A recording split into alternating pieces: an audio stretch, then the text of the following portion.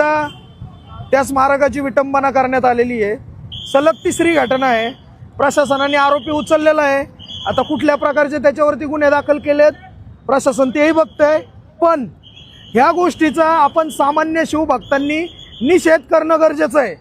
तर ह्या निषेधासाठी माझे हडपसरकरांना आणि पुणेकरांना विनंती आहे की उद्या हडपसर गाव, ससाने नगर, काळेपडळ पूर्णपणे बंद राहील, कडकडीत बंद, शांततेच्या मार्गाने। मागच्या वेळेस पण ते सीपींना बोलले होते, आताही आम्ही सीपींना एक निवेदन दिलेलं आहे की इथं आम्हाला 24 तास कायमस्वरूपी पोलीस प्रोटेक्शन पाहिजेत आणि ते आपण मागतोय, ते तयारही आहेत। पण तरी पण जी गोष्ट झालेली आहे, जी महिला, जी मुलगी जिने हे दुष्कृत्य केलेलं आहे, तिला कठोरात कठोर शिक्षा झाली पाहिजे, जेणेकरून या पुढे कुणी ही ताकद करणार नाही। त्यासाठी आपण सर्वजण जमणार आहोत। एकच घटना 3 वेळा झालेली, करणारी माणसं कोण कुणीतरी यांना प्रोवोक करतंय या सगळ्या गोष्टी करायला।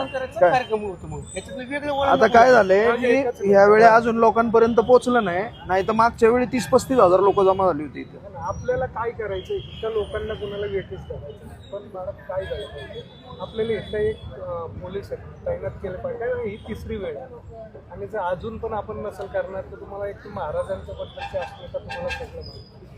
आता बाकी महानगरपालिकेतला जो प्रस्ताव करायचा आहे आपण त्या बाबतीत करून घेऊ, पण आमचं म्हणणं एकच आहे की त्या मुलीला कठोरात कठोर शिक्षा झाली पाहिजे। तुम्ही जी कलमं लावलेली आहेत ना त्या कलमांनी तिला शिक्षा होणार नाही आणि ती कोर्टात चालणार पण आपण आता कोणतं कलम लावलं आपण धार्मिक भावना दुखा, सामाजिक भावना दुखवण्यासाठी जे स्ट्रिंजंट कलम आहे, जे नॉन बेलेबल आहे, ते कलम लावलेले आहेत आणि त्याने 100% शिक्षा होणार। अहो ते बेलेबल आहेत सेक्शन सगळे, नाही आम्ही अटक केलेले आहे, नॉन बेलेबल सेक्शन्स आहेत।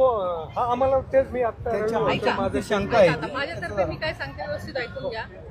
आपण तात्काळ गुन्हा दाखल केलेला आहे, जी घटना झालेली आहे त्या घटनेच्या अनुषंगाने जे कठोरातले कठोर कलम लावता येतील ते लावलेले आहेत, ते नॉन बेलेबल सेक्शन आहेत। तिसरी गोष्ट, तिला अटक करून तिच्याकडे पूर्ण चौकशी करू, याच्यात अजून कोणाचा सहभाग आहे किंवा नाही आहे, तुमचा फोन चेक करणं गरजेचं आहे, व्यवस्थित आणि ट्रान्सपरंट होईल। आणि दुसरी गोष्ट, इथे जी छत्रपती शिवाजी महाराजांच्या स्टॅच्यूच्या संरक्षणाची आहे